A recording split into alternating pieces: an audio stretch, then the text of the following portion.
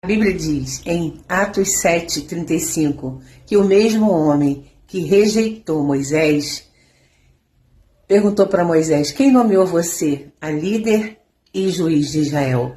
E Moisés respondeu: foi um anjo que apareceu numa chama, numa sarça ardente, e me nomeou como líder e juiz e libertador de Israel. Quando Deus manda, ordena, não há quem possa impedir. E aquele povo que rejeitou Moisés teve que aceitar a liderança de Moisés, teve que aceitar Moisés. Deus é soberano e fiel. Não há quem possa impedir o agir de Deus.